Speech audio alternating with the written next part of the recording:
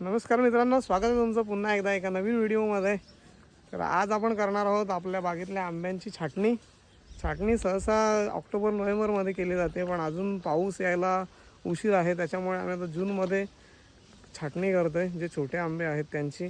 आणि त्यासाठी मी हे कटर घेतलं आहे, ब्रँच कटर। त्याच्यानंतर हे सेफचं फंगीसाईड आहे जे आपण वापरतो जिथे फांदी कट केल्यानंतर तिथे लावण्यासाठी, कारण तिथे लावल्यानंतर फांदीला कोणतंही इन्फेक्शन होत नाही किंवा बुरशी पकडत नाही त्यासाठी। तर इकडे आपलं कामसुद्धा चालू आहे बागेमध्ये, झोपाळ्याचं काम। बाले का आहेत आपले, ते काम करत आहेत।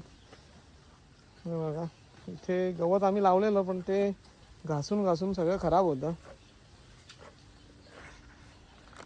तर आता आपण आपलं काम करूया, चलो। छाटणी सहसा जून महिन्यात करत नाहीत, पण आता पाऊस नाही आहे, पावसाआधीच करायची असते, किंवा एकतर मग ऑक्टोबर महिन्यामध्ये वगैरे करतात।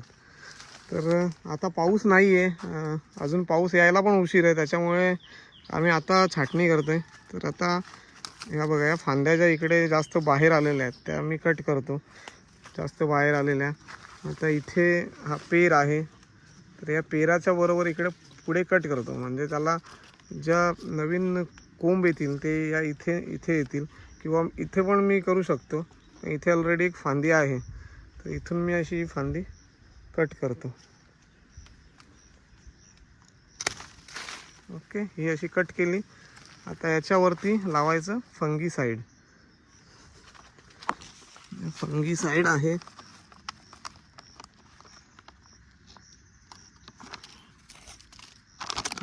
असं पानावरती टाकतो। हिरव्या रंगाची पावडर आहे,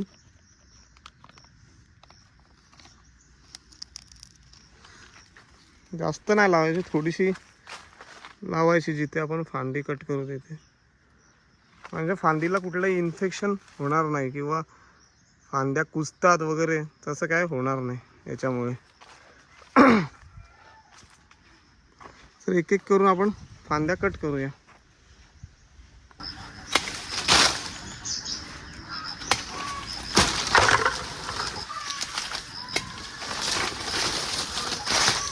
एक एक करून मी आंब्याची छाटणी करत आहे।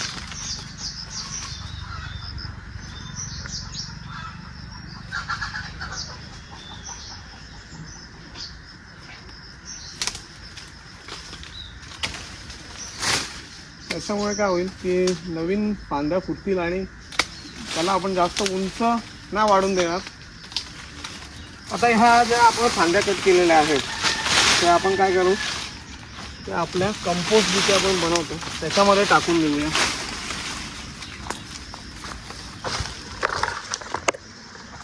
हे आपला कंपोस्टचा खड्डा आहे, तर इथे मी टाकतो त्यांना।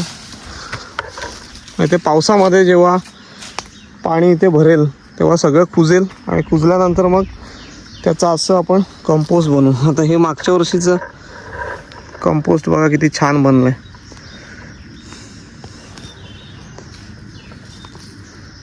एकदम मस्त कंपोस्ट खत बनलंय।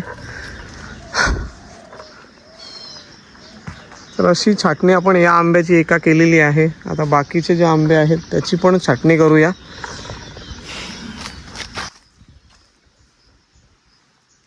हे फंगीसाईड लावलंय।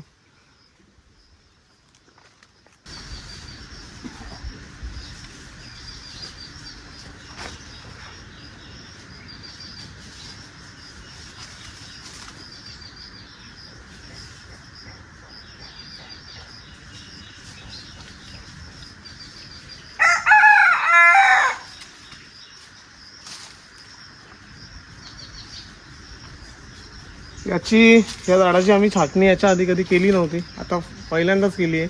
मागच्या वर्षी त्याला मोठे मोठे मस्त आंबे आले होते, जवळजवळ 7 आंबे आले होते। यावर्षी मात्र त्याला एकही आंबा आला नाही। तर आता पुढच्या वर्षी त्याचा अजून इकडे फुटवा होईल आणि झाड असं जागेवरती चांगलं पसरेल, त्याच्यानंतर त्याला खूप सारे आंबे येतील। तर आपण एक एक करून आता बाकीची झाडं आहेत आपल्या बागेत त्यांची छाटणी करूया. हे बघा इकडचे पण आंबे मी छाटणी करून झालेली आहे माझी. आणि आता हे मोठे आंबे आहेत इकडे, त्याची पण आम्हाला कटिंग करायची आहे. हा मोठा आंबा, त्याला जवळजवळ आता 4 वर्ष झाली. त्याची पण आम्ही छाटणी केली नव्हती, पण आता इथे बघितलं जर तिथे फांदी कट केलेली आहे त्या जागी बघा या नवीन फांद्या फुटल्यात त्याला. तर जास्त उंच गेल्यानंतर आपल्याला नंतर त्रास होतो, त्याच्यामुळे अशा फांद्या कट केल्या की आंब्याची जी वाढ आहे ती जाग्यावरच होते आणि आपल्याला नंतर आंबे काढणीला सोपं जातं. तर ही छाटणी करून आता मी सगळ्या आंब्यांना फंगीसाईड लावलंय. काही मोठ्या आंब्यांच्या पण फांद्या छाटल्या, त्याला पण फंगीसाईड लावलंय. हे बघा